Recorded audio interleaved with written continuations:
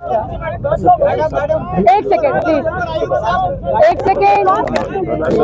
Media کا شکریہ ادا کرتے ہیں کہ آپ دوبارہ سے دھوپ اور گرمی میں ہمارے لیے کھڑے اور ہماری بات کو آپ پہنچا رہے ہیں.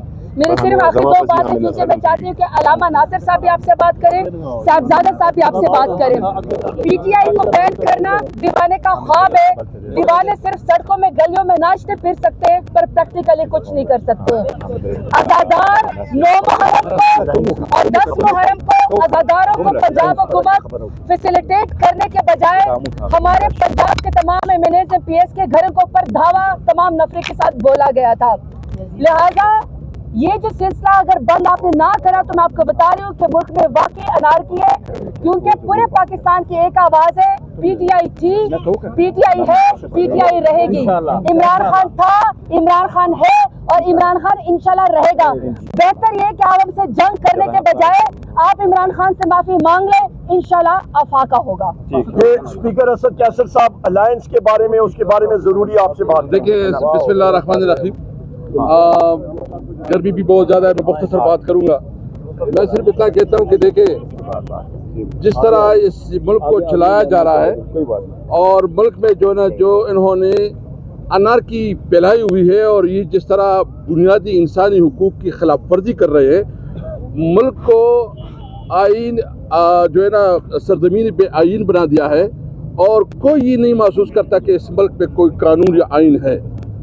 یہ جو کر رہے ہیں یہ بندوق کے زور پر کر رہے ہیں، یہ بدماشی کے زور پر کر رہے ہیں. اس کے پاس کوئی قانونی جواز نہیں ہے.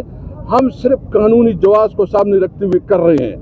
وہ کہتے ہیں نا کہ ہم امن چاہتے ہیں مگر ظلم کے خلاف، ہم امن چاہتے ہیں مگر ظلم کے خلاف. اگر جنگ لازمی ہے تو پھر جنگ ہی صحیح. میں ان کو کہتا ہوں کہ اگر تمہاری خواہش ہے کہ جنگ کرنا ہے، یقین جانو ہم تم سے 2 قدم آگے ہوں گے.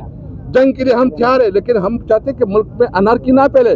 ابھی ان کو بتایا ہوگا کہ ہم انشاءاللہ تعالیٰ پورے ملک میں موبلائزیشن شروع کر رہے ہیں. الائنس کے حوالے سے ہماری جو ہے نا 1-2 دن میں آپ کو انشاءاللہ بڑی خبریں ملیں گی. جی ڈی اے سے بھی رابطہ ہے، جمعیت علماء اسلام سے بھی رابطہ ہے اور دیگر پولیٹیکل پارٹی سے رابطہ ہے. اس جولائی میں ہم اس الائنس کو بڑا کریں گے اور ہمارا 1 پوائنٹ ایجنڈا ہے کہ اس ملک کو قانون اور آئین کے مطابق چلاؤ. میں تو سمجھتا ہوں کہ میاں نواز شریف بھاگنے والا ہے.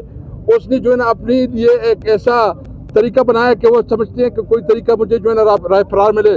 رائے فرار تب ملے گا جب آپ پبلک میں آؤ، اعلان کرو، معافی مانگو اور کہو کہ یہ جعلی مینڈیٹ ہے میرے پاس، اصلی مینڈیٹ تحریک انصاف کے پاس ہے، عمران خان کے پاس ہے، تو آپ کی کچھ نہ کچھ سیاست بچ جائے گی.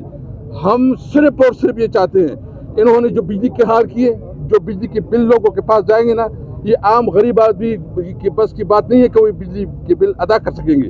جتنے انہوں نے ٹیکس لگائے ہیں، یہ ٹیکس کسی کی بس کی بات نہیں ہے کہ یہ ٹیکس جو ہے نا یہ پے کر سکیں گے. یہ جو پیٹرول کے اوپر انہوں نے قیمتیں بڑھائی ہیں، ہم عوام سے یہ یقین چاہتے ہیں کہ آپ کو اکیلا نہیں چھوڑیں گے. ہم ٹھیک ہے، عمران خان اس وقت جیل میں ہے، وہ آپ کے لیے ہے.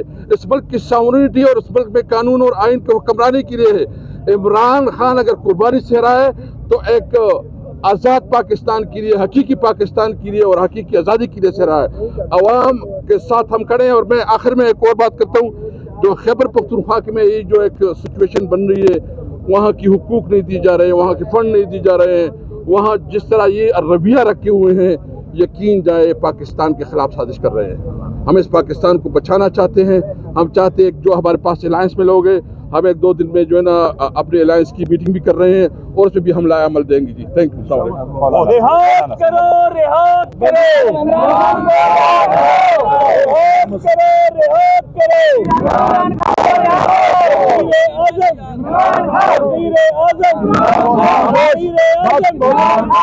خاموش. بسم اللہ الرحمن الرحیم. بہت اہم باتیں ہو چکی ہیں. میں 3-4 پوائنٹ بیان کرنا چاہتا ہوں.